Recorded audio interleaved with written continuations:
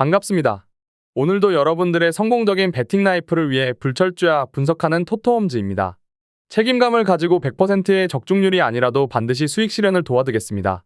널려있는 뻔한 자료는 빠르게 넘기고 포인트만 집어 이 영상 하나로 여러분의 판단이 설 수 있게 하겠습니다. 구독과 좋아요 눌러주시면 감사하겠습니다. 조합픽은 영상 하단을 보시면 댓글에 기재해두었습니다. 첫 번째 경기는 그라나다와 카디스입니다.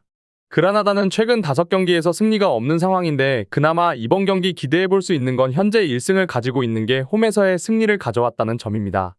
현재 수비에서의 문제점은 전혀 나아지지 않은 답답한 상황이고 그로 인해 올 시즌 18경기를 치러 47점이라는 높은 실점률을 보유하고 있습니다. 그래도 홈에서만큼은 현재 3연속 무승부를 하면서 홈에서만큼은 패하지 않으려고 하는 점 등은 좋은 긍정으로 갈 수 있다고 생각은 되지만 카디스만큼 패배하지 않으려는 의지가 강한 팀인 만큼 이번에도 쉬워 보이진 않아 보입니다. 다만 올 시즌 다득점 다실점의 모습이 강하게 보이지만 카디스를 상대로는 완전히 정반대의 모습을 제법 보여주는 편이었는데 카디스의 4-4-2 운영을 잘 돌파하는 모습은 나타나지 않았고 카디스 또한 그라나다를 상대로 올라가면서 화력을 보여주는 모습은 그다지 보여주지 않았습니다. 사라고사의 찬스메이킹에 믿음이 있다고 해도 164cm 밖에 되지 않은 피지컬을 보유 중인 사라고사가 나름 상대의 강한 압박과 라인 간격을 확실하게 뚫어낼 수 있는지는 확신할 수 없어 보입니다. 현재 카디스는 5경기 경기 연속 무승부를 기록하고 있습니다. 하지만 무승부가 2골 이상 나오지 않는 무승부를 펼치면서 수비에서는 그래도 강점이 있고 좋은 조직력으로 잘 버텨줄 수 있다고 할 수 있겠지만 공격에서의 무딘 칼이 현재의 위치에 있게 했다고 봐도 무방합니다. 거기에 그라나다보다는 위에 승점을 기록하며 강등권 바로 앞에 순위를 가지고 있지만 원정 기록이 9경기 승리가 없을 만큼 원정만 가면은 승리를 챙기지 못하는 편에 속하며 원정의 약한 모습을 보여주고 있다는 점도 참고해야 할 부분입니다. 다만 카디스는 소시에다드와 베티스를 상대로도 무승부를 보여주며 카디스가 4-4-2로 버티는 운영에서는 꽤 괜찮은 모습을 보여주는데 특히 온더볼 상황에서 응대하는 것이 부족한 하위권 팀을 상대할 때에는 무패를 기록한 적도 있습니다. 당연히 올 시즌 슈팅을 만드는 적극성이 리그에서 제일 낮은 수준이라는 부분은 고려해야 될 것이고 올 시즌 넣은 골은 알라베스와 최하위인 14골에 멈춘 상황입니다. 결론을 말씀드리면 두 팀의 10번의 대결에서 무승부만 6번이 나오는 기록 속에 2승 2패씩 서로 어느 한 팀이 유리하다고 할 수 있는 기록은 없습니다. 그나마 18-19 시즌 이후에는 카디스가 1승 5무로 아주 근소한 우위를 가지고 있다는 점입니다. 따라서 이번 경기에서는 카디스가 근소한 우위를 점할 것으로 예상되지만 무승부의 가능성을 배제할 수 없는 경기입니다. 두 번째 경기는 셀타비고와 레알 베티스입니다. 셀타비고는 지금까지 수비가 나름 잘 버티는 줄 알았지만 비아레알에게 2-3으로 무너지며 무패가 끊기고 말았습니다. 그래도 타피아가 수비적으로는 기여한 부분이 큰 상황이었지만 독토르가 수비적으로는 공중볼 빼고는 그다지 두각을 나타내지 못하는 상황이라 그래도 중앙 힘이 강력한 비아레알을 커버하는 게 어려운 모습이었습니다.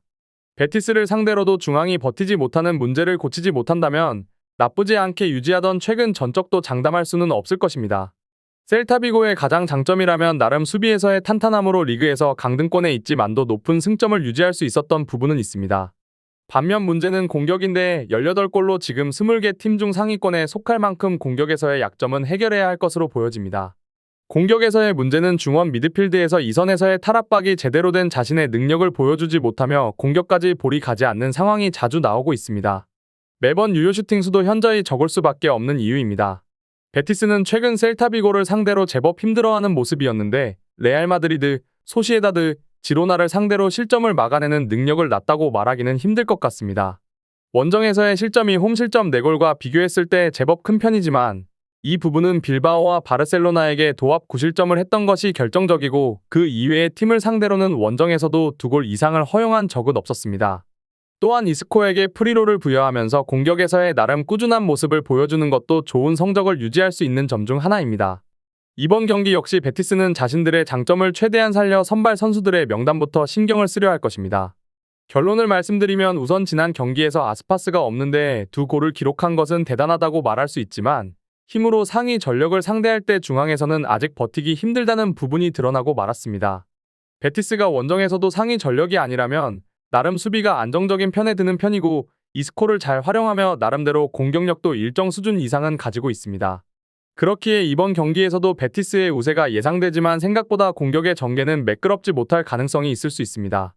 세 번째 경기는 레알 마드리드와 마요르카입니다. 레알 마드리드는 지난 경기에서 상대의 강한 저항으로 겨우 1대0인 극장 승리를 거두었는데 그래도 지난 경기에서의 나초가 제법 이른 퇴장을 당했지만 주도권을 가지고 몰아치는 방식으로 페이스를 이어갔다는 부분을 긍정적이라고 생각할 이유는 있습니다. 그래도 상대가 공격이 날카롭지 않은 상황에서 페이스를 본인들 쪽으로 일정하게 유지하는 모습은 보여주고 있는 중으로 이번 경기 역시 큰 무리 없이 경기를 치룰 수 있어 보입니다. 마요르카는 지난 경기에서 세트피스로 2골을 겨우 가져오는 모습이었는데 올 시즌 레알 마드리드가 헤더에서 약간의 난조를 보이는 상태입니다. 하지만 오픈플레이에서는 무리퀴의 이탈 때문에 레알 마드리드의 약점을 공략하기에는 힘들다고 말하는 것이 맞을 것으로 보여지고 500을 움직이면서 1차적으로는 수비를 중요시하지만 그동안 레알 마드리드가 마요르카를 상대로 득점력 부분에서는 많이 힘들어하는 모습은 보여주지 않았습니다. 그렇기에 이번 경기 역시 마요르카는 지역 방어를 신경 쓸 것이고 좌우 측면에서의 올라오는 공격을 철저히 막아야 할 것입니다. 결론을 말씀드리면 레알 마드리드가 유력한 승리 후보라는 부분은 사실입니다. 우선 레알 마드리드가 체급으로 일정하게 주도권을 가져가는 모습은 아직도 나타나는 중이며 레알 마드리드의 약점인 공중볼도 현재 오픈플레이에서는 마요르카가 고려하기에는 힘든 상황이라고 생각됩니다. 그렇기에 이번 경기에서는 다득점의 경기가 예상되며 레알 마드리드의 우세가 예상됩니다. 마지막 경기는 지로나와 AT 마드리드입니다. 라리가 돌풍의 팀 지로나는 작년 12월에 돌풍의 1차 위기일 수 있는 경기들이 몇 경기 있었지만 모두 고비를 잘 넘겼습니다. 아틀레틱 빌바오와 무승부, 바르셀로나 원정 경기에서 4골을 몰아치며 승리를 거두며 가장 큰 위기를 넘기며 2위로 전반기를 마치며 다음 시즌 챔피언스리그까지는 어느 정도 진출이 그래도 단순 돌풍이 아니라는 걸 보여주게 되었습니다. 리그와 코파델레이를 모든 경기 12경기 연속 무패를 이어오고 있으며 현재 수 밸런스가 너무 좋은 지로나를 상대로 이제는 돌풍을 꺾는다고 생각하는 것보다는 기존의 강팀과의 경기를 한다고 생각하면서 준비를 해야 한다고 생각합니다. 이번 경기에서는 지로나의 찬스 경기로 생각되는데 아틀레티코가 압박 지향적으로 나오게 되며 포켓 공간에서 많은 공간을 보여준다는 부분은 지로나에게 큰 찬스가 될 것입니다. 또한 원정에서 다소 강팀을 만나면 주춤거리는 AT 마드리드이기에 지로나는 홈에서 자신들의 화력으로 충분히 득점을 기대할 수 있을 것입니다. AT 마드리드는 최근 12월 경기가 챔피언스리그까지 14일 동안 연달아 5경기를 펼치는 다소 빡빡한 일정을 펼치면서 결과는 3승 1무 1패로 나쁘지 않은 결과를 보여주긴 했지만 기존 공격의 화력이 살짝은 떨어지는 느낌을 받은 경기력이 있었다는 평가가 있었습니다. 거기에 AT 마드리드가 이번 시즌 원정에서의 성적이 3승 1무 4패로 좋지 않았던 결과들을 보여준 점도 주요하게 봐야 할 부분입니다. 항상 AT의 문제는 원정에서의 수비 부분인데 그리고 압박 지향적으로 운영하며 공격에서의 화력을 중요시하고 있다는 부분은 그중 다행이지만 넓어진 간격을 커버하는 리그에서는 약점을 굉장히 쉽게 노출되는 중입니다.